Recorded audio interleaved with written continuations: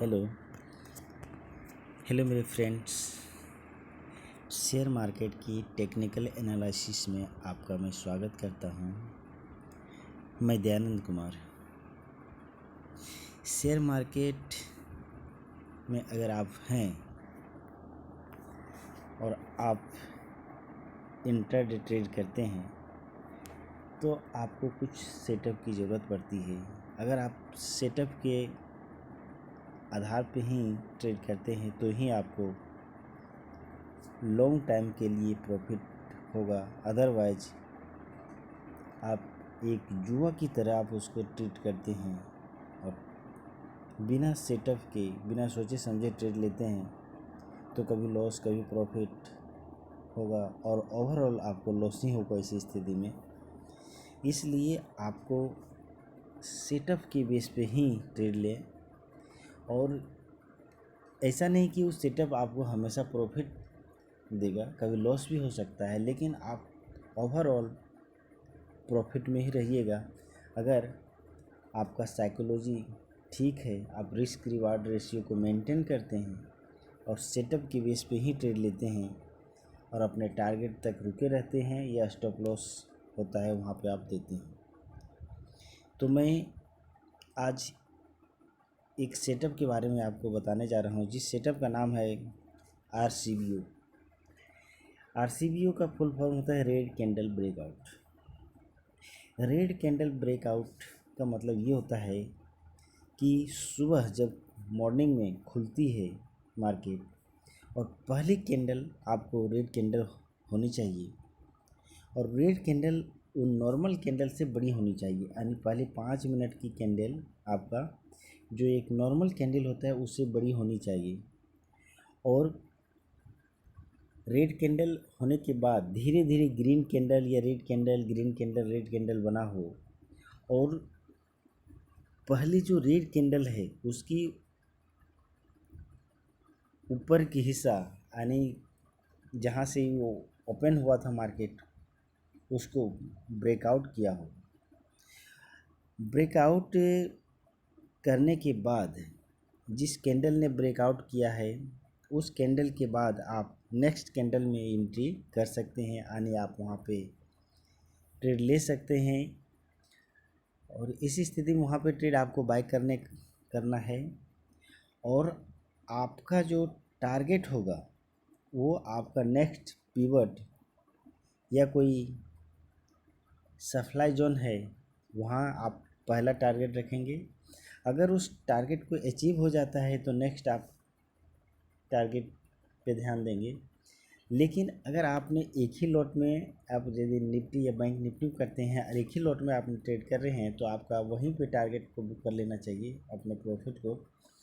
और लॉस और stop loss आप कहाँ लगाइएगा, तो जिस कैंडल ने आपका रेड कैंडल को ब्रेकआउट किया है, जो पहली कैंडल है उसको ब्रेकआउट किया है जिस कैंडल ने, उसकी निचली हिस्सा पर आप स्टॉप लॉस लगा लेंगे और स्टॉप लॉस या अपने टारगेट तक आप रुके रहेंगे। आपको दो चीज़ में एक चीज़ करना है, ये बीच में आपको कभी नहीं निकलना है। अगर आप बीच में आप निकल जाते हैं तो आपको इसी स्थिति में अपना रिस्क रिवार्ड रेशियो आप मेंटेन नहीं कर पाइएगा और आप कभी भी मार्केट में टिक नहीं पाइएगा। तो ऐसी स्थिति में इस बात का ध्यान रखें कि आप जो रूल बनाए हैं उस रूल को 30 दिन तक फॉलो कीजिए, फिर आप देखिए आपको प्रॉफिट होता है कि लॉस होता है। आप देखिएगा कि ओवरऑल प्रॉफिट ही रहिएगा, लेकिन लॉस कौन होता है? जबकि कहा जाता है कि जो इंट्राडे ट्रेडिंग करता है, चाहे निफ्टी हो बैंक निफ्टी हो या शेयर मार्केट में करते हैं कैश में, उसमें से 90% लोग लॉस में रहता है जबकि 10% ही प्रॉफिटेबल होता है। ऐसा क्यों? ऐसा इसलिए होता है क्योंकि हम जो भी रूल बनाते हैं उसको अपने ट्रेडिंग स्टाइल में उसको सेट लागू ही नहीं करते हैं। बना तो लेते हैं लेकिन लागू नहीं करते हैं। क्यों नहीं करते हैं? इसका बहुत सारा रीज़न है। क्या ये होता है कि जब मेरा लॉस होने लगता है तो जो हमने पहले निर्धारित किया है उस लॉस पे हम निकलते नहीं हैं, जबकि मुझे लॉस देकर वहाँ से बाहर हो जाना चाहिए और हम क्या करते हैं, लॉस पे बैठे हुए रहते हैं और ऐसी स्थिति में मेरा लॉस बढ़ते चला जाता है और फिर अधिक लॉस देना मुझे पड़ता है। और जब प्रॉफिट होने लगता है तो मुझे डर लगने लगता है कि ऐसा ना हो कि जो प्रॉफिट मिल रहा है वो लॉस में ना कन्वर्ट हो जाए। और हम क्या करते हैं, जहाँ तक टारगेट है वहाँ तक रुकते नहीं हैं और कम ही प्रॉफिट लेकर मैं निकल जाते हैं।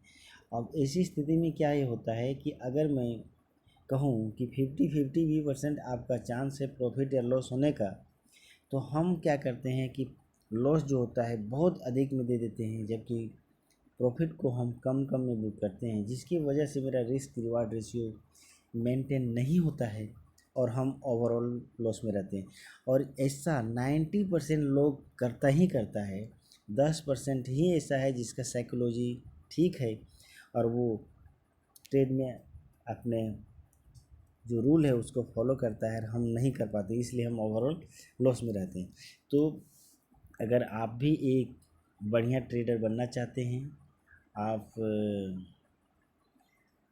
प्रॉफिट में तभी रहिएगा जब अपने रूल को फॉलो कीजिएगा। तो यहाँ पे आप देख सकते हैं कि पहला कैंडल जो है वो बहुत बड़ी है और रेड कैंडल है, और धीरे धीरे करके कि जो पहले रेड कैंडल है उसको ब्रेकआउट किया, और ब्रेकआउट करने के बाद नेक्स्ट कैंडल में हम यहाँ पे एंट्री कर सकते थे और यहाँ पे हम बाय करते। और हमारा जो टारगेट होता है, लाइन जो दिख रहा है पिवट का, वहाँ तक मेरा पहला टारगेट होता है जो हम अचीव यहाँ पे किए हुए हैं। और इसका जो जिस कैंडल ने ब्रेकआउट किया उसके नीचे हम उसके स्टॉप लॉस लगाते हैं।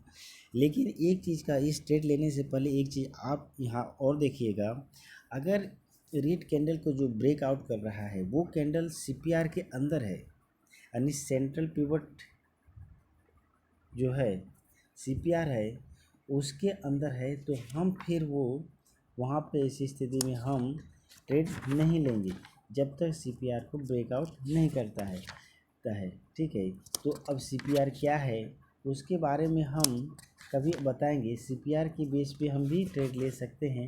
एक वो भी सेटअप है CPR ब्रेकआउट। और CPR ब्रेकआउट क्या होता है उसको हम नेक्स्ट वीडियो में आपको बताएंगे। जो CPR होता है यानी सेंट्रल पिवट रेंज ब्रेकआउट होता है, इसका नाम फुल फॉर्म है, उसके बेस पर भी एक हम ट्रेड लेते हैं, वो नेक्स्ट वीडियो में हम आपको बताएंगे। अगर मेरा वीडियो ये आपको लाभदायक है, आपको अच्छा लग रहा है, तो आप मेरे चैनल को सब्सक्राइब कीजिए और शेयर कीजिए और लोगों को बताइए कि ये चैनल अच्छा है। मैं इसी तरह से आपको 15 सेटअप बताने जा रहा हूँ। और एक चीज़ जान लीजिए, मैंने आपको ये सेटअप फ्री में बता रहा हूँ, जबकि यही सेटअप खान सर या दीपक सर या बहुत सारे जो ट्रेडर हैं वो पैसे लेके करते हैं, जबकि मैं फ्री आपको ये बताने जा रहा हूँ। और मैं 15 सेटअप बताऊँगा, सेम टू सेम सेटअप है और इसी तरह से 15 सेटअप है जिस बेस पे आप ट्रेड ले सकते हैं। मैं वीडियो को यहीं समाप्त करता हूँ। Thank you.